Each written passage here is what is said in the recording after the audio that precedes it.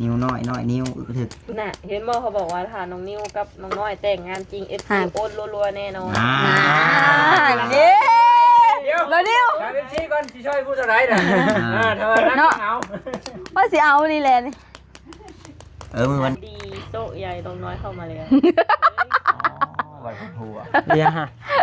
อย่าโป๊กว่าปลาเจ้าจ้ะน้องน้อยปรารถนาอยากได้เงินก้อนโตเห็นผลทันตาเห็นบ่พระอาจารย์นี่อาจารย์นิ้วแต่งคันหามากบ่อยู่บ่ใต้เจ้าแม่อย่าลืมพาน้องน้อยไปงานวันเกิดบ่นิ้วนะโอ้ไว้แล้วเกิดยังคือไม่รับผิดชอบเด้อตัวไปตัวมันปลาอีหยังเครื่องใส่เครื่องโพนเอาไว้ให้อันพวกพี่ๆเพิ่นมาเฮ็ดกินอยู่เพิ่นให้แหละอันนี้หมู่ชื่อมาเกลือเป็นนัวคะเนาะเอาเมียนาเป็นแล้วบาดีได้กินเถื่อเดียวพี่น้องเอ้ยเด็กกระไพได้ค่ะเวลากระติกน้ำเพิ่นก็ถามหาไปใช้กระติกกระติกน้ำรถน่ะไปใช้เอาบัดจักอยู่ไสเนาะหาอีกแล้วเมื่อวานทำไปถึงไปเอามาไว้อยู่ทึ่งหลังคานี่บ่มีไผเอาดอกน้อยเฮ้ยสิไปคืนพอดผู้นี่บันไดกูทำได้กระโดดเอาตัวลงมาตายเห็นอะไรตายกระจูทิพย์ให้สีดองประเดะให้เยียนกินคือกันเอาพี่น้องเอ้ยคลิปนี้แบบเฮฮาอย่างเดียวเลยย่างกับตะยาได้หลดไปหลดมันได้ยังได้บ่ได้ตอนยังบ่ทันได้แค่นี้เฮาได้หลดนี่นะเฮาขี่เมื่อเองก็ได้ย่านบาดพ่อได้หลดแล้วเฮาย่านเอาครัวซะหน่อยเอ้ยไปเอาเฮ็ดให้แม่นางบอกขาดแต่ผัวที่หาให้เอาเจ้าได้บ่เลยเอาเจอแล้วเลยบ่สวยจังเลยใช่ทำไมวะพามน้องน้อยต้องไปวันเกิดวาวนิวเด้อเขาอุตส่าห์ชวนไปอวยพรวันเกิดอ้ายหน่อยลูกไปนะน้องน้อยบ่มีทางออกอยู่จำตัวเบือกไปกับตัวต้องซื้อเค้กซื้ออย่างมานี่มากินนี่ให้ก่อนเลยที่ย้อนหลังกันแล้วแต่มื้อนี้มันที่เท่าไหร่แล้วเพราะว่าบัดฮอดมืออีก4 5มื้อบัดฮอดมือมันแหละแม่เฮาบ่ให้ไปคือตอนนั้นบ่ได้อันนี้ตัวต้องเลยชาวกะบ่ได้ไปก็ชื่อมาก่อนหรือว่าให้ก่อนลงมื้อนี่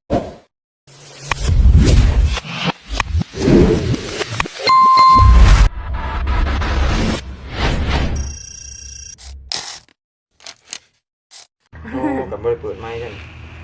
ว่าแต่บ่ได้ยินเสียงมันคลิปบ่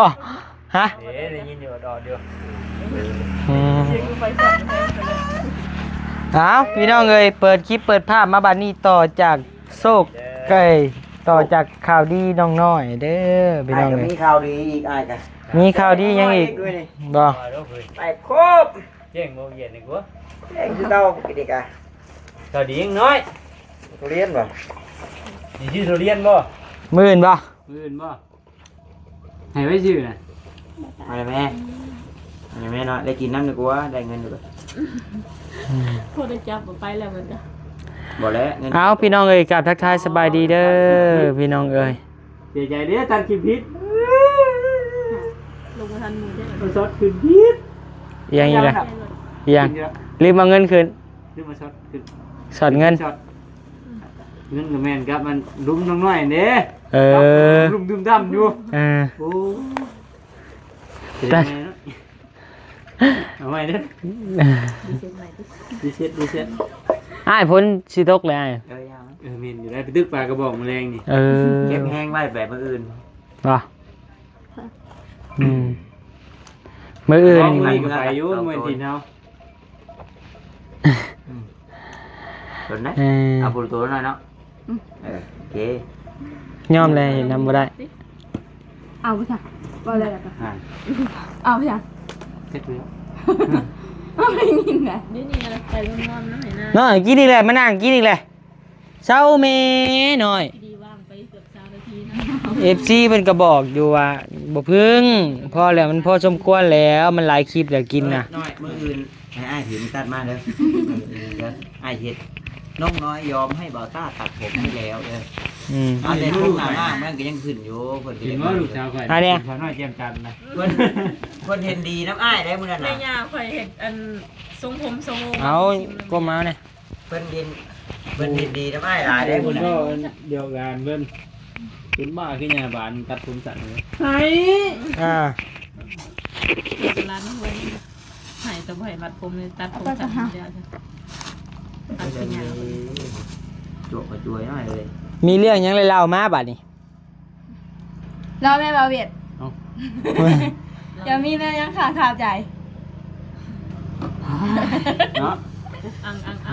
มีอยู่ นั่นก็มีอยู่นั่นแหละ มีอยู่น้องน้อย น้อง น้ น้ อ อย ย น้องน้อยเจ้าเดือนอยู่ท่านนี่พื้นไผ่เนาะยามสิตัดเล็กตัดหล่อเจ้าสิเอาใช้น่ะบาดตายตอบเพิ่นบ่ได้บาด ไอ้ ใจ เจ้าสิตอบเพิ่นได้บ่ ดึงลงมากระเสียบชิวดังเบานี่ มันก็ตายแล้วหมอพี่บ้านี่จริงจังเลย เอาดิจับก่อนฮะลงนะมีแต่บ่ตาย มาใส่กระเป๋าก้อนเลย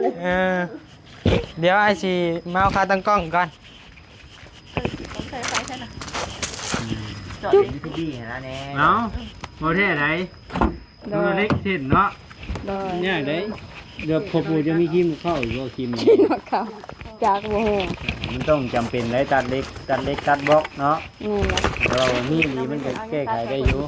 โดย พอปูไอ้พี่ โดย มาเองกินเงินบ่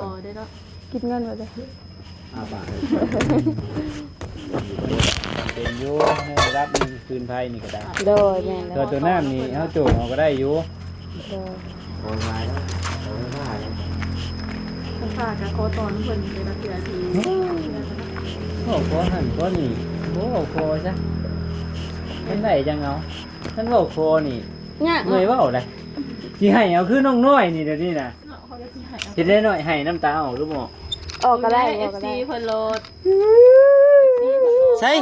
บ่เวียดคือให้อะนะอยากได้เงินแม่ซื้อน้ำให้ลูกเด้ เพื่อนก็ได้น้องให้ลูก อ้าวเฮ็ดกี่ขั้นจนได้ดีเด้ไปนอนกี่ขั้นจนได้ดี กินยังก็นอนกินเนาะ มา เอาพี่ยกมือเฮานี่ยกมือเฮานี่ ฮะ ยกมือเฮานี่ อีหยัง ยกจ้ายกมือเฮา ไม้บ่แบบ อาขาตากล้องเหมือนกันมา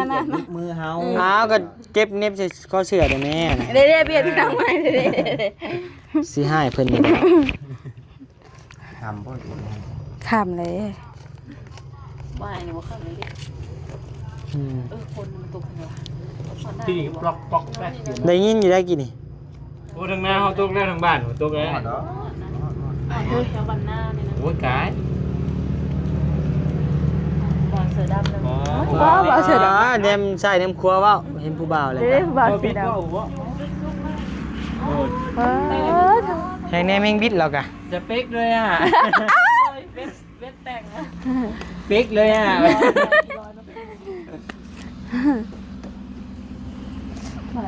โอ้ยมือนี่ก็ อยู่ใกล้ มาพี่ไอ้สิเป็นผู้คุมไหมตัวนี้น่ะให้เจ้ากินแท้ตัวนี้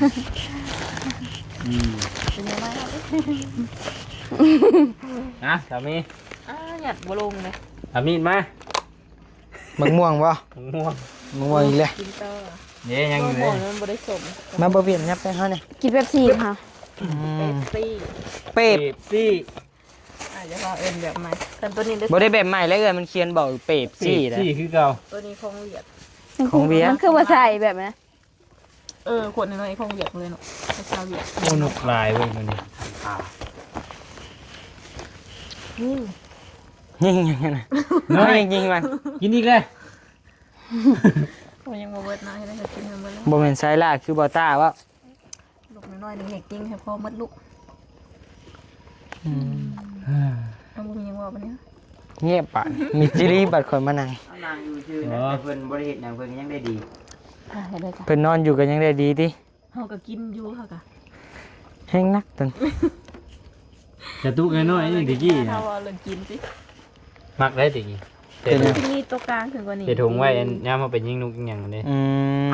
เพราะ1บัดลูกมันแน่ยัง Mที่3นี่ดิบก็ได้บัดนึงยิงนกต้องได้ใช้ตู้ MP3 อีกบ่แม่นมันจำเป็นได้ไว้ต่อเด้โอ้ฉากไล่เครื่องเลยฮะยัง80อยู่เนาะตอนนี้เนาะ 100 ลิตรแล้วก็เข้าไว้อีก เข้าไว้ได้ ตู้เทนเนอร์น้อย 10%นึงนะไปหอย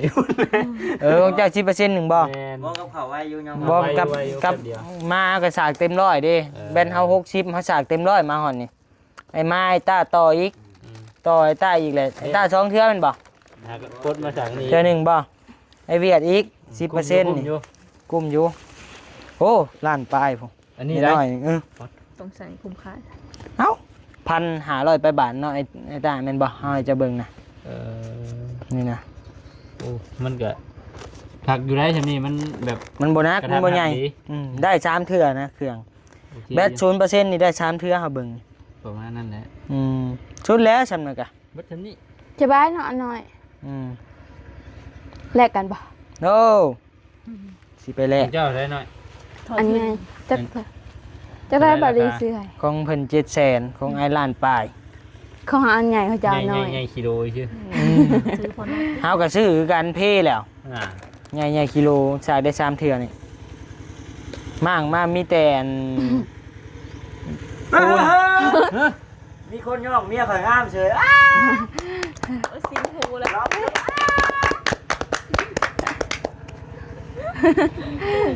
เมื่อยดิ มีพวกคนย่องน้องน้อยนะ มีป่ะ มีบ่เขาย่องบ่นิ้วน่ะ นิ้วหน่อยอีก เฮ้อีหยังวะไปกัน คือยังแล้ววันนี้ พอทั้งหน่อยยังคือกันที่กิ่งไปทำการเลย ใจเห็นคลิปน้องน้อยแล้วรอดูอยู่เห็นน้องน้อย ไอ้ตามานั่งรุมนี่มามันตอบคอมเมนต์ FC มา โอ้ตาย มานั่ง โอ้งานเขาไป เช็ดบัดนี้เบิ่งโทรศัพท์เปิดก่อนได้หรือเปล่า เบิกได้พี่น้องได้ขออนุญาต กองไฟ คนมาเนี่ย เราซื้อ โอ้ยตัวออกหมดเลยลมมันทั้งตัวได้บินไปนะ จะใส่คือยูเพื่อนได้ ตีจะก็เอาเอา เงินบัตรดี 10,000บ่ ไปเดินที่บ้านนึงไปออกมาถ่ายคลิปดู เอาจังมือก่อนจะเติมไว้จังมือเริ่มได้ออกมาเรียกปกติแล้วบัด แต่เป็นลูกมือ น้อย บอกให้เพื่อนเนาะ น้อย ฮะ โอ้ก็ยังได้สิตุ้ยน้อยแตกโหเลย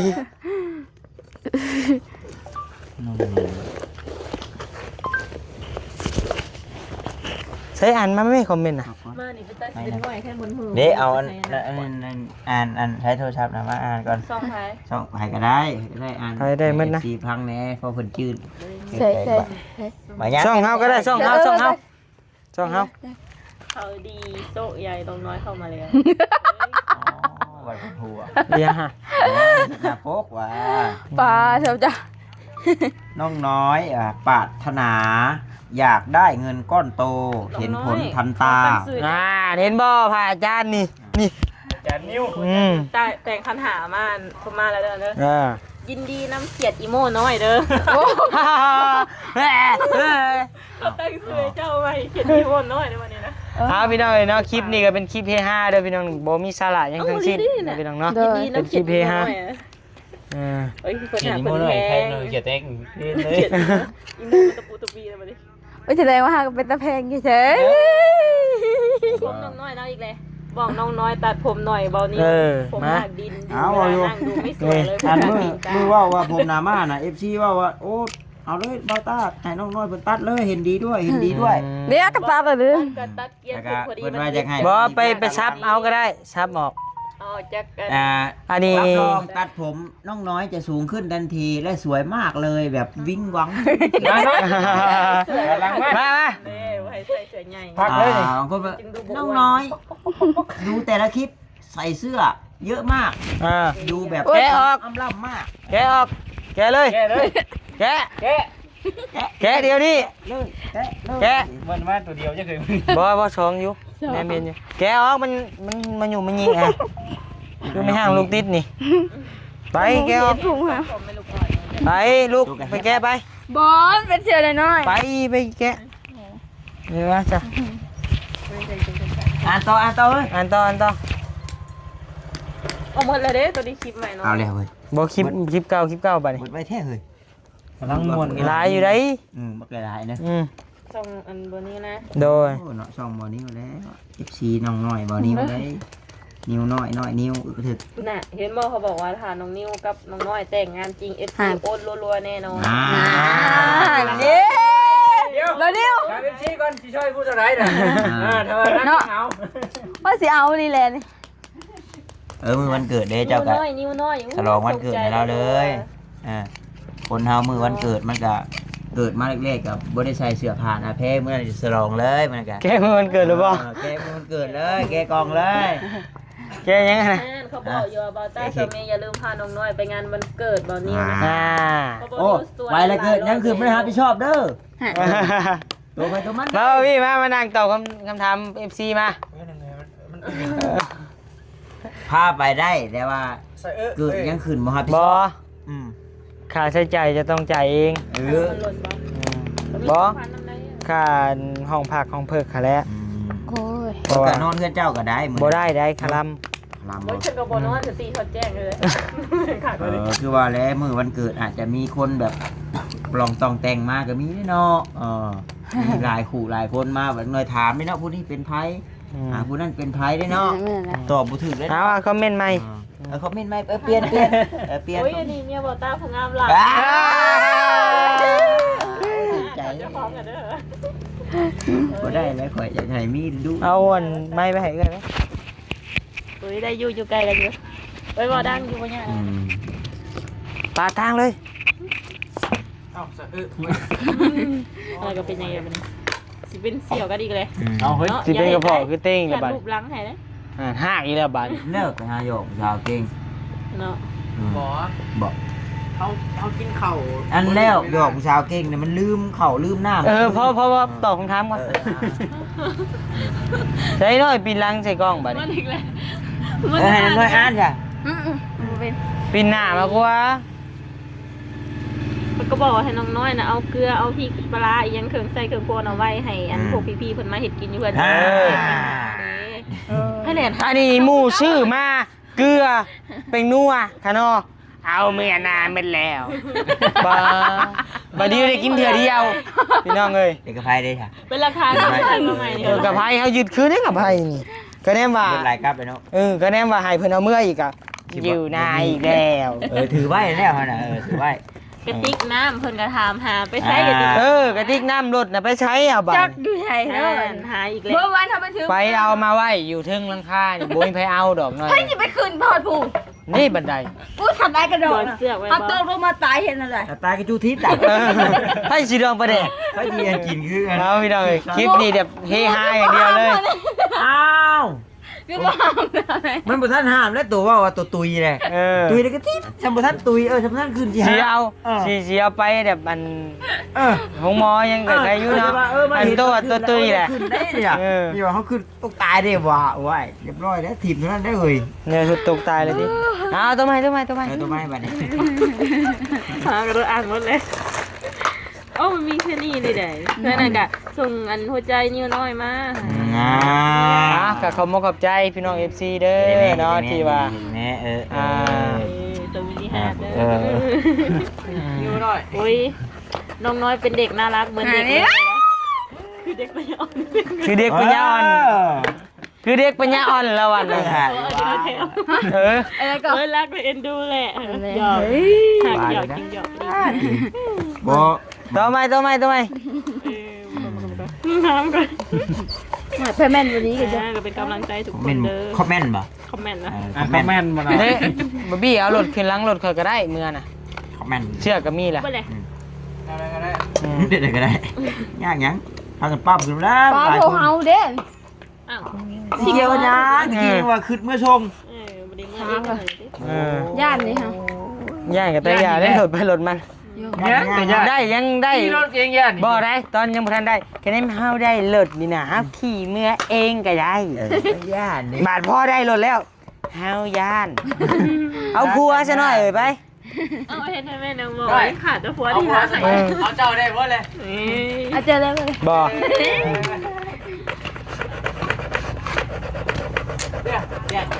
ทำน้องน้อยครับน้องนิวเอากันดีแต่ที่ให้เรานางสอง ไก่ แพ็ น้อ ค ยตัวหนึ่งมา ไก่น้อย ไก่ควันกับ2 โต๊ะไก่ควันกับน้องนิวตัวนึงน้อยตัวนึง ใครคือสนับสนุนฮะ สนับส เห็น นุน ได้ ดู เลยนะ ใช่อันคอมเมนต์ บอกพอได้มาถ่ายคลิปเรื่อยแม่นดอกนี่ก็พัวก็เป็นยูทูบบี้เนาะนี่เดี๋ยวพอได้มาถ่ายและ บอกได้เอาเมียแล้วถึงเมียบ่ได้เด้เนาะ บ่ได้เมียคอย โอ้ ว่าชีดของข่อยว่า บ่ได้แล้ว เนี่ยเจ้าของเลยติเนี่ยเด็กรอบบ้านนั่นเลยต้องหาเองนะเอาไว้ยึดเด็กที่เทหน้าบ้าน กาศแล้วอยู่ เด็ เด็ ก กไม่ใช่ค่ะ ว่านะเฮ้ยเด็กเล็กนี่ อ๋อไว้หยุดบัตรเทคาดนะว่าน้องคุณโมแจ้งนะ ใช่ โอ้แน่ บนมินแล้วบนมินแล้ว นั่นแหละ มินเต โอ้กำลังม่วน โอ้ยเมื่อวานนี่ก็มิ้นอ่านแล้ววานเนี่ย ไปเบิ่งซองวันนี้ว่าลายอยู่ ซ่องคือว่าเป็น100 200บ่มันคอมเมนต์เฮา เนาะ เออ 60ปู่ผมชอบอ่านแกจะได้อ่าน คลิปรถบ่ คลิปยังก็ได้นะมาถามเพิ่นตอบเพิ่นถามมาเฮาตอบ Q&A เนาะสำหรับคลิปนี้เด้อเว้ย เด้อ ถ้าเราไม่ได้สัญญาณกู ตอบ นะ ตอบคำถาม FC ที่คอมเมนต์มาเนาะพี่น้องเนาะ บริเฮ็ดหยังละยามบ่มีคลิปลงก็ตอบคำถาม FC ได้ เรื่องน้องน้อย สวยจังเลย โอ้โห ใช่ ทำไมวะ พาม น้องน้อยต้องไปวันเกิดวาวนิวเด้อเขาอุตส่าห์ชวนไปอวยพรวันเกิดอ้ายหน่อยลูกไปนะน้องน้อย บ่มีทางออกอยู่จำตัวบ่อยากไปก็ตัวต้องซื้อเค้กซื้อหยังมานี่กินอยู่นี่ ให้ก่อนเลยที่ย้อนหลังกันแล้วแต่เรา มื้อนี้วันที่เท่าไหร่แล้ว เพราะว่าบัดฮอดมือ อีกสี่ห้ามื้อ บัดฮอดมือมันแหละแม่เฮาบ่ให้ไปคือตอนนั้นบ่ได้อันนี้ตัวต้องเลยชาวกะบ่ได้ไปก็ชื่อมาก่อนหรือว่า ให้ก่อนลง มาฮื้อนี่ก็ได้เนาะ มากินน้ำกันเลย มื้อแล้วแรกขักนี่ คักเลยมื้ออื่นนี่ มื้ออื่นคัก คัก กับปีแม่สุดนึง มือฮื้อซะ มื้ออื่นยังอิ่มอยู่ให้แบบพวกน้ำโคกน้ำหยังแบบมันระเหย เจ้า กั อื่ น นกันเนาะมีแต่คนบอกให้น้องน้อยไปวันเกิดอัน หา วันนิวคนนี้น่ะน้องน้อยบ่ไปบ่ม่วนเลย เจ้าก็ซื้อไข่มาต้มมาผูกแขนแล้วก็เค้กได้ ไก่น้ำบอย โอ้ไข่แล้ว ไก่น้ำบอตัวนึง โอ้ไก่ก็แล้วแต่ตัวนี้บ่บังคับตัวนี้ กินแล้วมื้อน่ะ ไก่ไผนี่เฮ้ย ไก่ป้า ไก่ปลา ไปปลาบ่โอ้ยเบาไล่ก็เบาตูนได้เคยไล่เอา เรื่องอัน ไก่ปลา น้องบ่ทันเอาปลาขะโดน แต่โคบบ่เลย บาร์บี้ก็หาแต่มาแต่บ้านคนป้าพี่น้องเอ้ยเนาะเพิ่นก็ปิดกล้องไปสบายดีเพิ่นแน่บ่กลับกล้องหน้าเลย กล้องหน้าก ล้องหน้าเร็วๆ หนัก ใจดีเด้อวันนี้ กลับมาคืนบัด บางคนก็มี2ขีดอยู่วันเกิดน้องมิวก็ใจจริงก็อยากให้น้องน้อยไปห่วมอยู่แต่คิดไปคิดมาก็ยันน้องบ่สะดวกค่ะนะ เด้อ มันไกลบ่จังซี่แม่น โอ้เป็นผู้หญิงเล่นไป อ้าว แต่ว่าแท้ เขาขับรถก็ยังไม่เก่ง พี่ต้องมาถ้าผัวไม่มาก็เวลผัวไม่มีอ่ะหน่อย น่ะ เรื่องยังไงล่ะตึ๊ด ขี่แววแล้ว อ้ายบอกได้อ้ายน่ะอ้ายไปฮอดอ้ายก็กินเบียร์กระทอกใช่ มองเลยก็มาโอ้เอ้ยมื้อน่ะต้องอยู่นํกันได้มื้อน่ะบ่ให้มื้อ จังมอง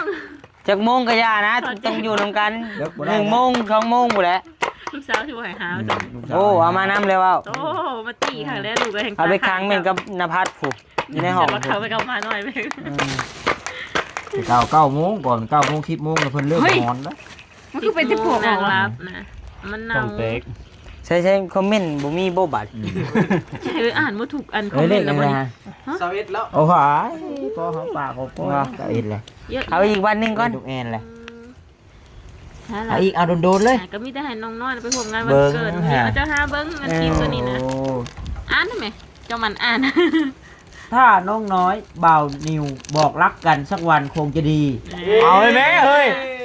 มองได้ไหม เอาแม่เฮ้ย ฉันรักเธอนะ เจ้า เฮ้ยมันแดงเลย แต่เลย มาน้อยบอก เราหักคือกันเราหักในฐานะน้องนุ่งเนาะ เป็นได้ที่น้องนุ่นเด้อบ่เนาะ คลิปนี้น้องน้อยบ่าวนิวสารภาพหักกันนะบอกรักกันพี่น้อง จุเป็นสักขีพยาน เรือบอใช่ไหม อ่านไอ้ต้าเราอ่านจับบาเดียวก็มีคอมเมนต์ ดูล่ะ ตาดี ไปอ่านก็มีคือกัน จะได้ประเด็นอย่างวิ่งได้ก่อน รังนี่ขนาดเนาะ เมื่อไรบ่าวนิวจะบอกรักน้องน้อย แต่ก็แหละ ไปพี่น้องเอ้ยหอมปากหอมคอเนาะพี่น้องเนาะกะทั้งบานิวแล้วก็ทีมงานกะสิขอโตวลำลาก่อนเนาะพี่น้องเนาะ มัน เพ เมีย ราะ น ว่า เนาะ มันก็เริ่มเลยได้เองพี่น้องเอ้ยเนาะก็โอเคคลิปนี้ก็บ่ให้ FC ซีเรียสเนาะแล้วก็บ่ให้พ่อแม่พี่น้องซีเรียสเนาะเพราะว่าเฮ็ดขึ้นมาด้วยความบันเทิงเฮฮา ถ้าอยากม่วนอยากนี่ก็นั่ง แม่น ใจเย็นๆ เพราะว่ามื้อนี้น่ะเป็นมื้อม่วนมื้อมันพี่น้องเอ้ยเนาะมื้อน้องน้อยเพิ่น เพิ่นได้รับโชคใหญ่เนาะ แม่นก็เลยว่าเอาเป็นม่วนชื่นเลยซะเนาะพี่น้องเนาะการเรื่องงบนี่ก็บ่นิวกะว่าน่าจะพอเด้อพี่น้องเด้ออาจบ่พอเฮาจังระดมใหม่เด้อพี่น้องเนาะ บ่พอเลยตัวตกแต่งแล้ว โดย เรื่อง นั่นแหละ เรื่องหยังเรื่องกระโหลกกระโหลกนี่อาจจะบ่พอ โดยก็มีแต่มันมืดเฮาจังว่ากันใหม่เนาะพี่น้องเนาะโอเคอยู่ดีไม่แห้งเด้อพี่น้องเด้อเนาะความเจ็บความเป็นก็บ่อยมีได้พี่น้องเอ้ยเนาะจังได๋ก็สุขภาพเข้มแข็งอยู่ดีไม่แห้งหมดทุกผู้ทุกคนเด้อพี่น้องเด้อสบายดี สวัสดีบ๊ายบาย บ๊ายบาย